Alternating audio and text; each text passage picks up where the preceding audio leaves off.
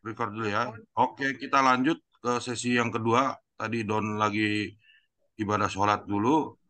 Tadi terakhir Bu Mm-mm. Alia mengatakan, eh, kenapa kau bisa mengatakan bahwa kamu tidak meninggalkan Yesus dengan kemualafanmu? How Mm-mm. can you say that? Katanya kan. Kok Mm-mm. bisa kamu ngomong seperti itu gitu loh. Ya, ya, ya. Sedangkan kamu Yesus itu apa yang diajarin Yesus sekarang ini kamu nggak tidak melakukannya. Seperti itu Bu Alia, apa Ya, salah saya? ya betul. Oke, kita giliran Don untuk menanggapi ya Bu. Silakan Don. Oh ya, mm-mm. Ya, ketika begini ya, eh, premisnya seperti ini, bahwa sesoleh dan apa setinggi keimanan seorang Kristen dan seorang Muslim, pasti ujung-ujungnya itu sumbernya itu pasti dari sola scriptura, kan begitu, kitab suci. Sebutlah itu jemaat biasa, para pelayan, pastora, uskup, pendeta, silakan begitu. Tetapi faktanya segala keimanan itu pasti bersumber, nah itu ya, berawal dari sola scriptura, dari Bible, kitab suci kan gitu dalam keimanan Kristen. Nah, saya kabar baiknya dulu sebelum tidur ya kita tuh kumpul baca firman tuh keliling-keliling gitu. Nah, ini mah 1 tahun tuh kita kalau dalam bahasa dalam keislaman sekarang tuh hatam lah, tamat tuh kejadian wahyu tuh. Nah, agak di situ budaya kita dan keluarga saya itu membaca firman itu setiap hari udah jelas. Saat teduh udah pasti baca juga. Nah, di sanalah akhirnya saya pelajari dari dua dua kitab suci ini gitu. Dari dua keterangan keimanan yang berbeda. Nah, dan ketika saya mencoba menafsirkan lah begitu ya, bahwa Allah itu ruh, barang siapa maka kamu harus menyembahnya dalam ruh dan kebenaran. Allah itu ruh bukan. Nah, dalam keimanan Islam Allah bukan ruh. Betul yang katakan Mbak Alia itu. Tetapi di sini ada terminologi dari roh itu ya yang saya coba angkat eksegesiskan sebagai dari tafsir yang lain kan begitu. Menafsir ayat dengan ayat kan itu metodologinya dibenarkan ya. Apa yang dimaksudkan ketika Yesus berkata Allah itu ruh? Ruh itu sesuatu yang pasti transdental, dia tidak terindrawi. Apa buktinya Don? Kan begitu. Ya buktinya ketika gitu. Dari sabda Yesus sendiri mengatakan bahwa engkau tidak pernah melihat rupa Bapa. Suaranya pun tidak pernah engkau dengar, kan begitu. Nah, itulah yang saya yakini sekarang ketika para penyembah-penyembah yang dibenarkan oleh Tuhan itu ya sedemikian. Jangan kamu menuntut sesuatu yang secara indrawi itu dan itu dinisbatkan kepada apa yang kamu imani sebagai Tuhan, kan begitu. Nah, protapnya, prosedur tetapnya seorang nabi diturunkan ya dan diceritakan dari di kitab suci yang saya baca bahkan dulu sejak dulu gitu itu adalah Bible, Alkitab ya. Saya teringat ayat-ayatnya kan begitu. Betapa Musa telah berkata semua itu ditunjukkan Tuhan kepadamu. Tentang apa? Nah, tentang segala mukjizatnya itu untuk membuktikan bahwa hanya Tuhan itu Allah kan begitu. Dan tidak ada yang lain. Nanti ada di ulangan diceritakan saudara-saudaraku, ingatlah Tunggu, hanya tunggu, Tuhan tunggu, dan tunggu, Tuhanlah saja. tunggu, Tuhan saja Tuhan kita kan itu Shema tunggu Don, Don, Yisrael kan tunggu Don. begitu. Sebaiknya Nah, Anda bicara tentang Tuhan itu dari Quran saja. Karena kan Anda sedang mempromosikan istilahnya kan Anda sedang mempromosikan Islam pada Kristen. Jadi jangan membawa ayat-ayat di dalam apa namanya memasukkan firman Tuhan di dalam Alkitab untuk dikenakan kepada Islam. Nggak bisa seperti itu. Karena firman Tuhan di Alkitab itu beda dengan Al-Quran. Jadi jangan dicampur aduk gitu. Ya, boleh kalau kalau tuntutannya seperti itu. Cuman kan saya tuh tadi ingin mencoba membuktikan dari apa yang saya alami secara empiris, apa yang saya baca gitu di Bible. Sekarang saya masih pegang baca, pegang Bible kok. Begitu. Eh, Tidak berusaha untuk menyamakan, tidak. Tetapi saya ingin menjawab, Allah bukan ruh, betul, gitu. Tetapi ruh yang saya pahami, saya tafsir ayat dengan ayat, kan gitu. Dan itu ada nggak contoh dari yang lainnya? Karena sehebat-hebatnya Yesus ketika bermujizat keliling dalam pelayanannya di tanah Yudea, di Galilea, begitu.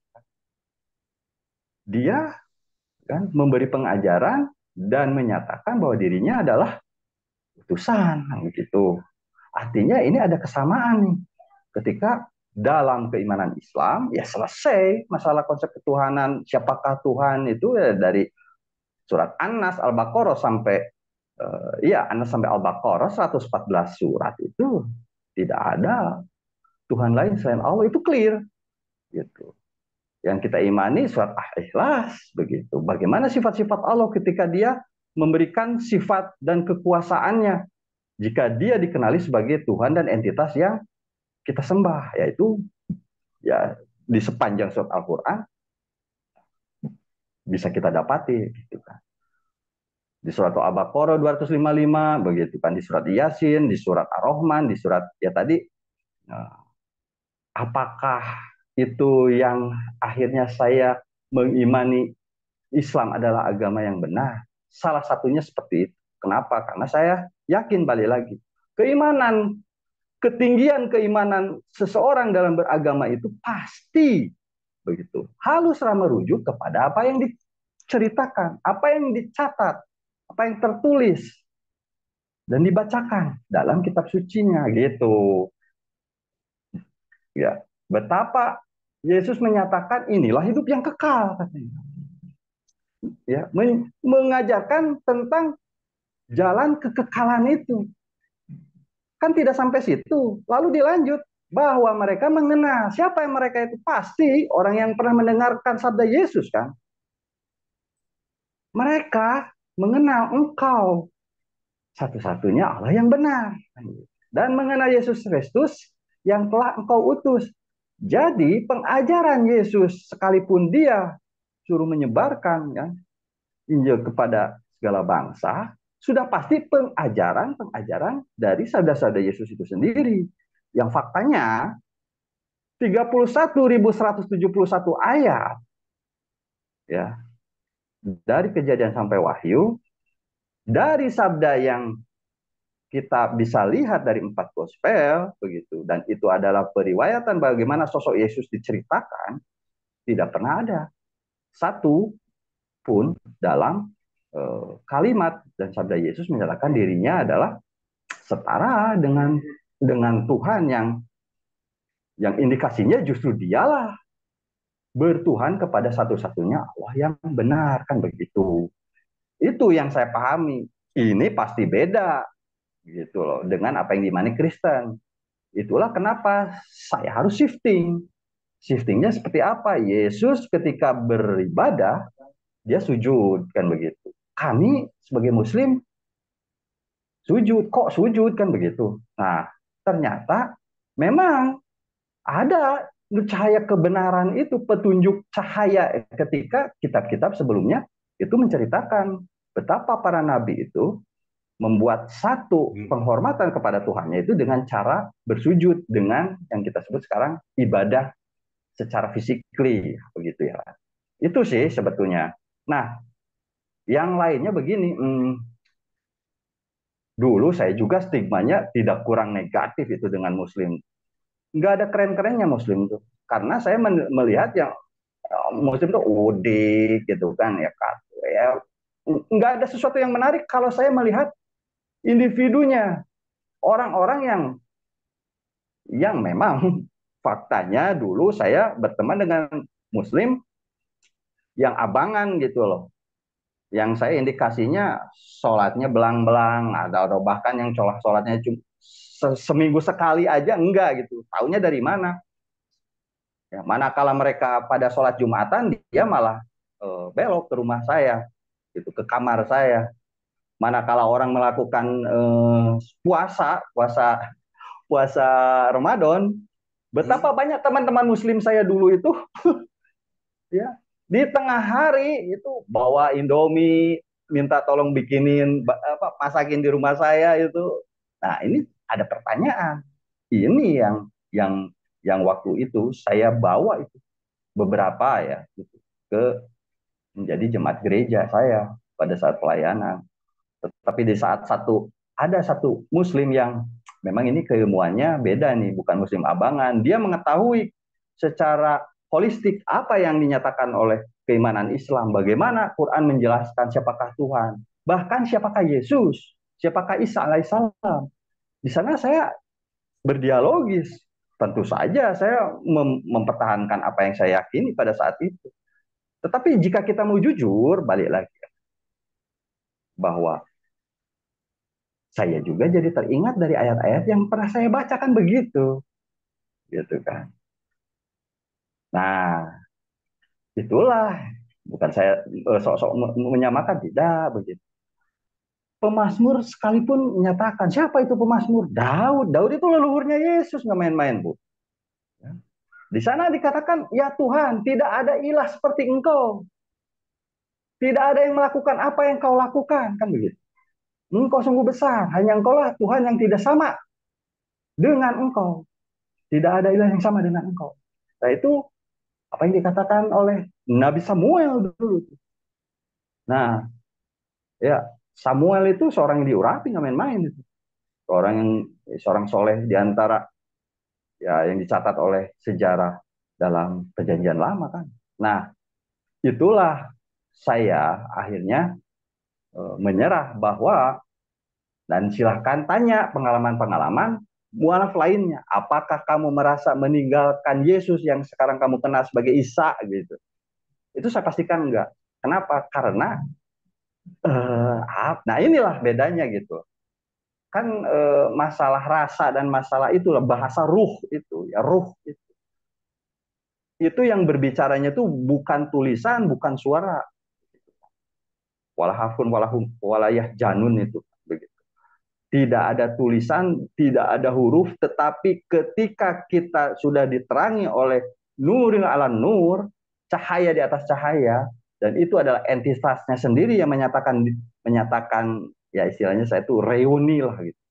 Kamu ingat nggak kamu tuh pernah diciptakan olehku di alam ruh sana loh. Tapi memang sebagai ujian aku lupakan dan aku kembali kepadamu. Nah itu saya analogikan. Oh ya itu ya, yang saya pahami ketika saya mengenal sebetulnya, oh ini,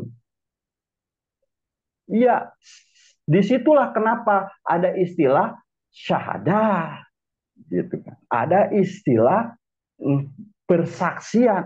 Apa yang bersaksi di sana? Ruh kita, Bu. Sulit ini bahasanya, bahasa langitan. Memang, tapi faktanya seperti itu. Rasanya gimana ya? Sama halnya ketika saya menjelaskan enaknya bakso tembak Senayan tuh sama orang yang nggak pernah tahu apa itu bakso, rasa bakso seperti apa kan bingung. Gurihnya, kenyalnya, rasa dagingnya, kuahnya, yang bingung tuh rasa. Apalagi dengan bahasa ruh. Nah, Pantai Costa tahu sendiri kan bagaimana mempelajari apa itu ruh bahasa lidah, dan ya kepenuhan Roh Kudus bagaimana. Saya pastikan pengajaran skisma denominasi Pantai Costa GPDI itu yang menurut saya ya, sampai saat ini mumpuni menjelaskan bagaimana manifestasi ruh itu. Begitu. Itu aja sih. Ya.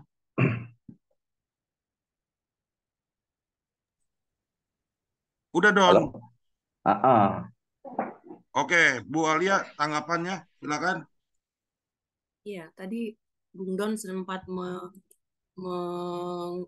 ini ya, Yohanes 17 ini ya, inilah hidup yang kekal itu kan, yaitu bahwa engkau mengenal bahwa mereka mengenal Engkau. Engkau ini siapa menurut Bung Don? Satu-satunya Allah yang benar siapa? Satu-satunya Allah yang benar ini menurut Bung Don siapa? Itu Allah itu. Allah Subhanahu wa Tuhannya taala. Yesus. Allah Subhanahu wa taala. Dalam bahasa Arabnya begitulah. Jadi Anda yakin bahwa Allah Subhanahu wa taala itu adalah Allahnya Yesus, Allahnya yang ada di Alkitab gitu. Iya, iya, iya, iya. Oke. Jika Anda meyakini seperti itu, ya, jika Anda meyakini bahwa Allah Subhanahu wa taala yang di Quran itu adalah Allahnya Yesus, ya. Kembali kepada tadi itu, Keluaran 20 ayat 17. Ya. Keluaran 20 ayat 17 mengatakan jangan mengingini istri orang lain. Yesus sendiri mengatakan di Matius 5 ayat 28 mengatakan memandang perempuan dan mengingini saja itu berzina. Itu bertentangan, sangat bertentangan dengan apa yang diajarkan oleh Allah di dalam Al-Quran. Di dalam Al-Quran, ya, Allah justru melegalkan hubungan sang nabi dengan, padahal kan sang nabi sudah punya istri, nah, ya kan? Sang nabi itu udah punya istri, tetapi justru Allah melegalkan hubungan nabi dengan siapa? Zainab ya kalau nggak salah. Itu jelas bertentangan dengan Keluaran 20 ayat 17 dan Matius ayatnya yang ke-28. Itu satu pertama. Terus yang kedua, jika Anda mengatakan bahwa Allah Subhanahu wa taala itu adalah Allahnya Yesus dan Allah para nabi lah ya, Allah di dalam Alkitab itu sama. Lalu mengapa apa yang ditulis di dalam Alkitab itu berbeda dengan apa yang ada di Alkitab? Contoh. Ya, contoh begini. Di Al-Quran mengatakan bahwa Yesus itu tidak disalib. Ya, Yesus tidak disalib. Sementara Yesus sebelum dia disalib, dia sudah mengatakan kepada murid-muridnya. Ya, kepada murid-muridnya itu bisa dilihat di Matius 16 ayat 21-22 kalau nggak salah ya. Matius 16, 17, Matius 20, Matius 26 dan seterusnya, itu Yesus berkali-kali mengatakan kepada murid-muridnya, dia akan disalib, dia akan disiksa, ya dihina dan mati, dan 3 hari kemudian dia akan bangkit. Itu perkataan Yesus kepada murid-muridnya. Dan apa yang dikatakan oleh Yesus itu sungguh-sungguh terjadi. Ya, sungguh-sungguh terjadi.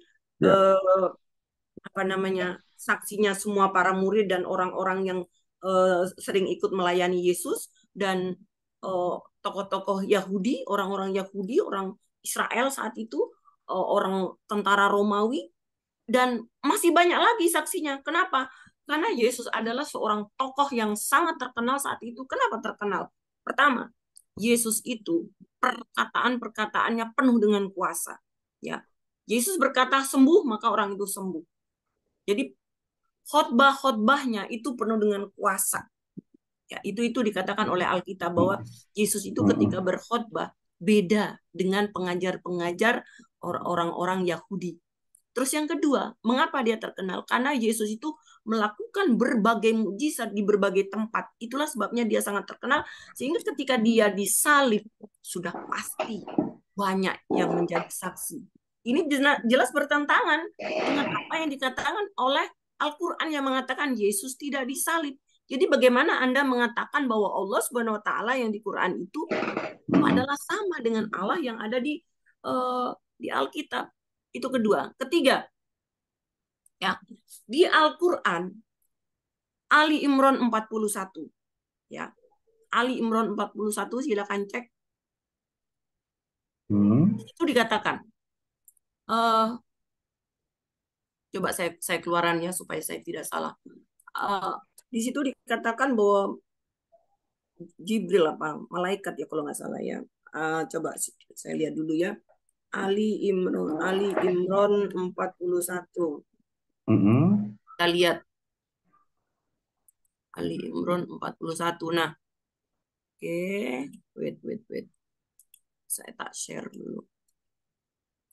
Nah, di sini dikatakan, eh nih Zakaria berkata, ya Tuhanku, berilah aku satu tanda. Jadi Zakaria minta tanda kepada kepada Tuhan, kepada Allah Subhanahu wa taala. Tanda, lalu Allah berfirman, ya, Allah menjawab, tanda bagimu adalah bahwa engkau tidak berbicara dengan manusia selama 3 hari, kecuali dengan isyarat. 3 hari, Don. Ya, Don pernah baca Lukas 1, Lukas 1, di situ dikatakan, ya. Jadi Zakaria, ya, Zakaria itu bisunya sejak dia keluar dari bait suci, saat itu dia sedang bertugas sebagai imam, ya, dan jemaat di luar itu banyak, ya.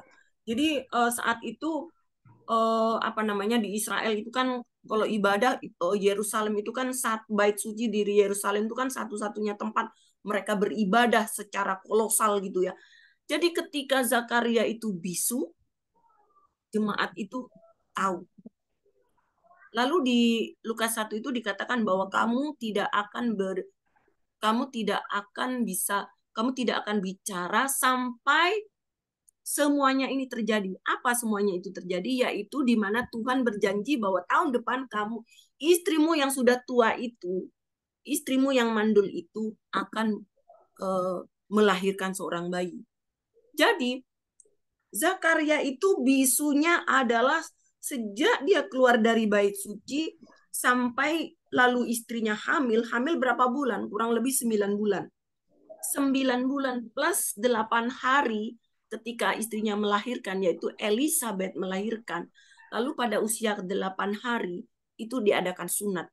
Pada saat sunat ini semua saudara-saudara atau tetangga-tetangganya datang. Silakan dibaca di Lukas 1. Di Lukas 1 itu cerita tentang Zakaria ini. Lukas 1 dan 2 kalau nggak salah ya. Jadi di situ pada saat si anaknya Zakaria itu Yohanes setelah disunat lalu diberi nama, begitu selesai memberi nama baru Zakaria ini bisa bicara. Jadi betapa berbedanya kalau Ali Imran tadi 41 dikatakan bahwa Zakaria ini bisunya hanya 3 hari. Sementara di Alkitab dikatakan bahwa Zakaria itu bisunya sejak dia keluar dari bait suci, selama istrinya hamil kurang lebih 9 bulan pas 8 hari anaknya disunat, baru dia bisa bicara. Kok bisa berbeda? Ya, kok bisa berbeda? Padahal Don bilang bahwa Allahnya sama. Artinya apa? Karena memang itu tadi baru berapa perbedaan. Keluaran, lalu tentang salib, lalu tentang Zakaria. Ini 3 hal yang sangat vital. Salah ya. Tentang salib salah. Tentang Zakaria salah. Ini fatal, Don. Jadi you cannot say that your God is the God in the Bible. Beda, Don. Beda. Allah di dalam Al-Quran itu bukan Allah di dalam Alkitab. Itu pasti. Ya. Ada saya kasih tunjuk lagi satu. Di surat Yusuf ayat 99 dan 100. Di situ dikatakan bahwa Yusuf saat itu sudah berkuasa. Yusuf saat itu merangkul ibu bapaknya. Itu pertama, ayat 99. Siapa bapaknya Yusuf? Yaitu Yakub. Yakub pada saat itu datang dengan semua anak-anak dan cucu-cucunya. Dia tidak membawa istri. Ibunya Yusuf sudah meninggal pada saat dia melahirkan Benyamin. Bahkan sebelum Yusuf itu dijual, ibunya Yusuf sudah meninggal. Tetapi Allah di dalam Al-Quran mengatakan ketika Yakub datang ke Mesir, Yusuf menemui dia dan dia merangkul ibu bapaknya. Ini jelas salah. Dan kesalahan itu diulang di ayat ke-100. di mana Yusuf menaikkan ibu bapaknya ke atas singgasana. Ini dua ayat itu salah. Kenapa? Karena saat Yakub datang ke Mesir bertemu dengan Yusuf, ibunya Yusuf itu sudah tidak ada, sudah meninggal. Bahkan jauh sebelum Yusuf itu dijual, ibunya Yusuf sudah meninggal. Then how can you say that our God, Allah Subhanahu wa taala is the God in the Bible? Don, come on. Ya, ya, ya. Sadar, Don, sadar. Ya. Oke. Oke. Ini Ya. coba Don tanya kepada teman-teman Yahudi. Apakah benar yang saya katakan bahwa ibunya Yusuf ini ikut dengan Yakub datang ke Mesir? Waktu itu saya sudah beberapa kali ngobrol dengan Billy Yahudi itu. Saya tanya sama Bill, oh enggak, ibunya Yusuf enggak ikut. Saya waktu itu VN-nya itu saya simpan. Jadi setiap kali ada orang Muslim bicara, menyanggah pernyataan saya ini saya kasih. Jadi Yahudi dan Kristen sepakat. Karena memang dalam hal Alkitab ini Yahudi dan Kristen itu Alkitabnya kita sebetulnya sama, kita pegang Alkitab yang sama. Beda dengan Islam. Islam itu hanya pegang Quran. Sementara kitab Perjanjian Baru dan kitab Perjanjian Lama itu tidak diakui kan oleh Islam. Jadi kalau Anda mengatakan bahwa Allah Subhanahu wa taala itu adalah Allah dalam Alkitab, no, it's totally different. Oke. Ya, boleh saya tanggapi ya. Silakan. Udah ya? Ya. Oke lah. Kita asumsikan beda. Apa yang dinyatakan Yesus menyatakan bahwa Allah satu-satunya Tuhan yang benar, beda tuh. Oke, saya terima dulu gitu. Dalam critical text-nya pun tidak ada keperimbangan jika saya memaksakan ke sana ya. Tetapi saya ini kan based on-nya itu seorang yang menjalani pada saat itu beriman Kristen dan sekarang menjadi Muslim tuh pengalaman saya loh. Saya ini ya yang mengeksegesis kok nggak apa-apa, dan tafsir itu kan boleh berbeda ya. Itulah kenapa terlalu banyak beda penafsiran itu, ya silahkan kan begitu dulu tuh. Saya kira saya tidak bicara tafsir loh. Saya hanya baca ayat itu saja. Saya nggak menafsir. Saya hanya membaca ayat apa adanya. Makanya, nah sekarang jika Bu Alia menyatakan ya itu yang benar, itu versi apa yang diceritakan oleh Bible, oleh 4 gospel begitu ya. Kalau saya kasih tahu Ibu, Bu Alia, bahwa Yesus itu lahirnya 2 kali, setuju nggak Bu? Gimana penjelasannya? Baik. Jadi begini, menurut Matius, peristiwa kelahiran Yesus itu ketika ada 3 orang Majusi datang melihat sebuah bintang di timur, begitu kan. Lalu mereka menghampiri itu dan bertemulah dengan seorang penguasa di sana, namanya siapa? Herodes, ya kan begitu. Di manakah raja Yahudi yang baru dilahirkan itu? Kami ingin datang menyembahnya, katakan begitu. Dan di situ Herodes kaget, maka kagetlah Herodes beserta seluruh Yerusalem. Artinya pencatat peristiwa kelahiran Yesus yang itu adalah Gospel Matius menyatakan Yesus itu lahir ketika Kaisar Herodes yang berkuasa di tanah Yudea itu berkuasa dan hidup, ya kan? Itu pertama poinnya. Nah, itulah kenapa ada penyingkiran kan gitu kan. Yusuf dan Maria menyingkir ke Mesir kan, seperti itu. Nah, dan kembali lagi ke tanah Israel, dinyatakan bahwa Yusuf mendapatkan mimpi dari dari malaikat bahwa bangunlah, katanya kan, ambillah anak itu beserta ibunya, berangkat lagi tuh ke Israel karena yang hendak membunuh anak itu sudah mati. Siapa yang hendak membunuh anak? Ya Yesus itu. Sudah pasti itu Kaisar Herodes ya. Nah, tetapi penulis Lukas menyatakan ya, bahwa ketika Kaisar Agustus berkuasa dan mengeluarkan satu perintah, membuat satu daftar untuk seluruh orang, dan itu termasuk penduduk yang dalam kekuasaan Romawi itu di tanah Yudea, yang pada saat itu di bawah kekuasaan Gubernur Quirinius kan begitu. Ya, Jawaban sebagai apa yang Anda sebagai sedang sampaikan ini sebenarnya tidak bicara tentang Tuhan Anda. ya Anda makanya tidak Anda tidak sedang Anda tidak sedang menyanggah tentang Allah yang ada di Quran. Kan iya tadi kan Anda mengatakan bahwa Allah di dalam Quran itu adalah Allah yang ada di Alkitab sama. iya Nah, saya sudah iya mengatakan makanya bahwa itu salah. saya Nah, disclaimer iya sekarang harusnya oke. Anda mengatakan Mm-mm. bahwa oh, Allah saya itu begini-begini. Itu yang harus Anda buktikan. Iya makanya kalau lebih Allahmu, benar apa Allah yang dinyatakan Subhanahu wa oleh taala itu yang harus Bible, Anda mari kita buktikan bahwa itu buktikan. benar. Anda kan begini Bu, ya boleh tidak memotong ya. Saya tadi tidak memotong apa yang Anda sampaikan ya, begitu. Karena jawaban Anda itu menurut saya Iya nggak makanya sesuai dengan apa yang tadi begini saya loh sampaikan. pertanyaan Saya sederhananya kan menyanggah begini kealahan ya. Pertanyaan Allah sederhananya Subhanahu wa begini. taala, tapi Anda Apakah Anda tidak masih menjawab. mengimani apa yang tertulis dari 4 gospel itu tentang kelahiran Yesus itu peristiwa sejarah loh, ya kan? Kelahiran anak Tuhan, main-main ya. Tetapi faktanya, jika saya menyatakan, setujukah Anda ya bahwa Yesus itu lahirnya 2 kali? Setuju enggak? Tidak ada Kalau orang tidak, Islam, orang Kristen yang mengimani lahir itu ya sekali. nah makanya, tapi sudah lanjut tertulis apa yang dinyatakan oleh Lukas dan Matius itu, Yesus itu beda gitu. Lahir ketika Tidak saat beda, tapi saling Herodes. melengkapi. Tidak Nah, beda, bagaimana tapi saling bisa melengkapi. penjelasannya? Makanya mari kita baca ayat, kan saya tidak menafsir ya. Nah, ya, ketika sensus Quirinius itu dilaksanakan pada saat kekuasaan apa? Setelah Herodes meninggal digantikan oleh anaknya Archelaus. Itu silakan dibaca. Begitu. Jadi mangkatnya Herodes yang telah mati dan telah ada peristiwa di sana kelahiran Yesus. Menurut Lukas itu Yesus belum lahir. Kenapa? Yesus lahir itu ketika sensus Quirinius terjadi. Bisa dibaca di Lukas 2 ayat 3. Maka pergilah katanya semua orang mendaftar dari kota masing-masing, begitulah.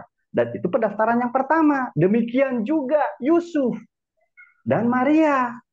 Begitu pergi ke Yudea. Dari mana? Dari Bethlehem. Dan baru di sanalah Maria itu mules-mules, Bu. Ya kan? Nah, apakah saya Terus ngada-ngada? Tidak. kaitannya Lukas dengan 2 ayat 6. tentang Ketika mereka di kealahan situ, yang tibalah kita waktunya diskusikan ini Maria untuk apa? bersalin. Makanya memastikan apa yang dinyatakan dalam kitab suci harus berdasarkan apa yang dicatat oleh kitab suci ya. Makanya saya pertanyaan sederhana, apa Ibu setuju bahwa Yesus itu terlanjur dicatat oleh 4 gospel, salah satu indikasinya Matius dan Lukas itu 2 kelahiran. Yesus itu lahirnya 2 kali, Bu. Gitu.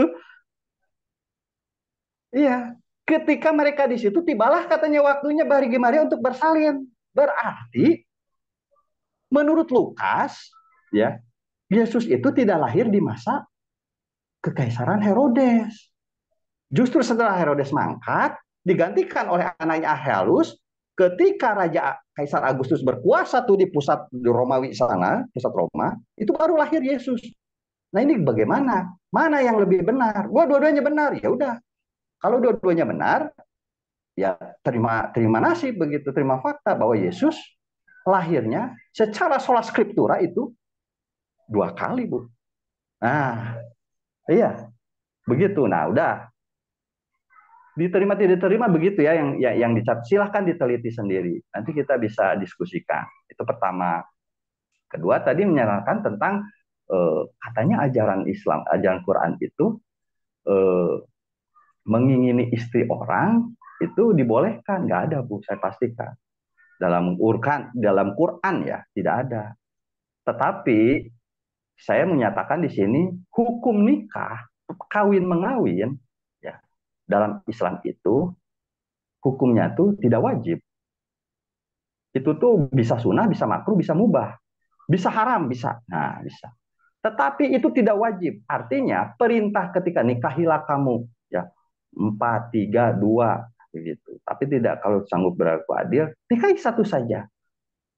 Nah, peristiwa ketika ada ayat yang menyatakan bahwa Nabi Muhammad SAW menikahi ya, istrinya siapa Zaid begitu. Itu ada asbabun nuzulnya. Begitu. Nanti ada keterangan dalam Al-Qur'annya. Kenapa? Ketika ayat Al-Qur'an diturunkan,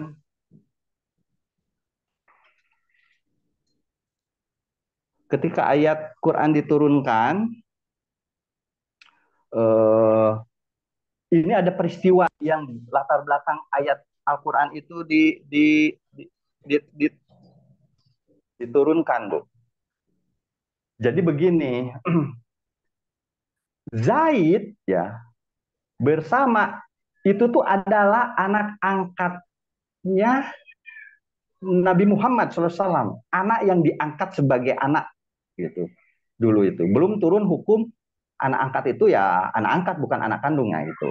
Dan dinikahkan oleh Nabi Muhammad sendiri itu dengan positioning ketika Zainab itu mempersangkakan dia itu akan dinikahkan oleh akan menikahnya tuh dengan Rasulullah, dengan Nabi Muhammad sendiri. Loh, kenapa ini malah dinikahkan dengan Wah, Zaid? ini cerita baru nih. Enggak, itu asbabun nuzulnya, Pak. Bu. Iya. Nah, silakan nanti dicek di Sirah, di Al-Hadis. Ini asbabun nuzulnya nggak main-main. Nah, ketika pernikahan itu yang sebetulnya sudah sudah terjadi di sana terlalu banyak pertengkaran, nggak cocok itu Zainab sama Zaid itu. Kenapa? Karena Zainab menganggap nggak layak itu anak pungut itu nggak layak nikah karena Zainab itu nggak main-main itu kedudukannya dalam kabilah-kabilah Quraisy itu ya dan sangat terpandang itu orang tuanya. Di situ akhirnya bercerai, akhirnya bercerai. Nah, karena ketidakcocokan. Lalu Zainab ya, ya sudah pasti berharap Rasulullah yang menikahinya. Dan di situ ada satu hikmahnya bahwa anak angkat itu tidak sederajat Itu dengan anak ayatnya kandung di mana? selamanya. Ayatnya di mana? Ayatnya di mana dikatakan bahwa Zainab itu menyangka bahwa dia menyangka bahwa Rasulullah lah yang akan mengawininya. Di mana ayatnya? Ada itu, bukan ayat itu di Tafsir, Al-Hadis itu. tafsir. Iya, di hadis, betul. Kan saya sedang menceritakan sebab-sebabnya turun surat Al-Ahzab. Silakan nanti dicek ya. Silakan nanti dicek. Nah, ini yang saya ketahui gitu. Nanti boleh dikoreksi, tapi saya tidak mencoba mengurangi menambahkan ya. Nah, itu peristiwanya benar-benar terjadi dan kenapa di situ sekaligus ada hikmah turunnya bahwa anak angkat selamanya akan menjadi anak angkat begitu. Dan Rasulullah pun di sana ya artinya punya semacam tekanan psikologis ini bagaimana saya menikahi anak mantan anak angkat saya. Nah, disinilah ujiannya. Tidaklah patut bagi laki-laki yang mukmin dan tidaklah patut bagi perempuan yang mukmin apabila Allah dan Rasulnya telah menetapkan suatu ketetapan. Akan ada bagi mereka pilihan lain tentang urusan mereka. Nah, begitu. Ini Rasulullah itu di saat yang sama sedang diberi contoh ketika Allah menurunkan hukumnya tentang nasab seorang bapak kepada anaknya akan selamanya itu kaitannya tuh darah.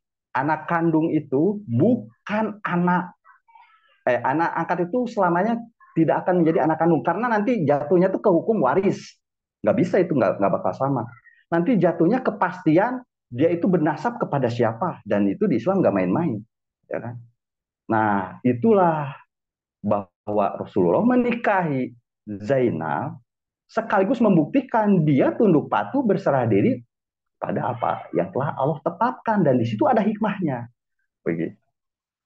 Dan yang namanya disebut istri itu ketika masih memiliki suami yang sah itu istri. Kita menginginkannya nggak sah, nggak boleh gitu. Tetapi setelah bercerai, makanya Rasulullah akhirnya memang diceritakan menikahi Zainab, mantan istrinya, mantan istri Zaid yang menjadi anak angkatnya.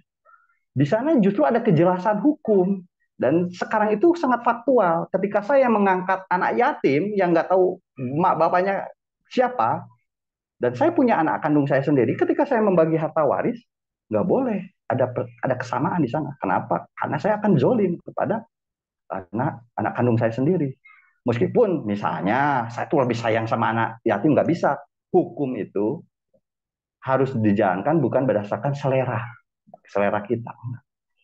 Nah itu betapa Al-Quran menjelaskan hukum-hukum yang runut begitu. Dan itu konsekuensinya, contohnya itu harus Rasulullah sendiri gitu. Contohnya tuh karena nanti ada jatuhnya ke ayat bahwa dia yang akan nanti diikuti oleh kaum gitu, muslimin, umat muslim yang mengimani Islam dan mengikuti pengajarannya gitu. Jadi apa ya? Itu yang bisa saya coba sampaikan ya tentang janganlah kamu mengingini istri orang lain. Tidak. Rasulullah tidak pernah mengingini istri orang lain. Dan peristiwa tentang surat Al-Ahzabnya itu nanti dikuatkan lagi.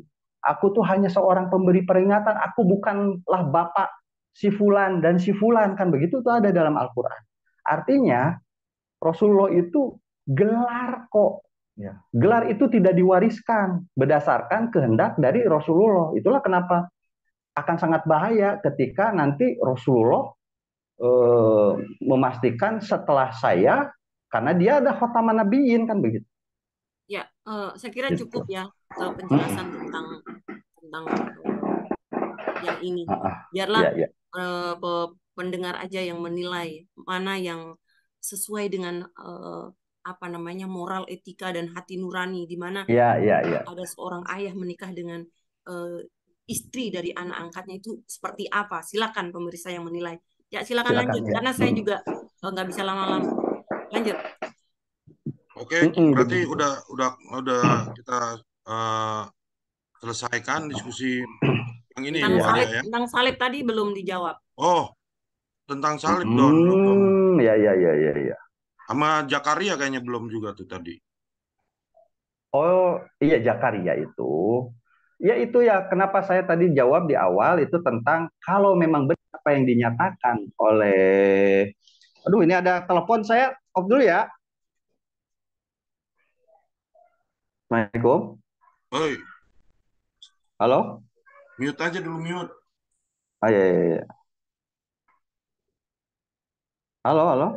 Bentar-bentar ya. Udah nggak ada.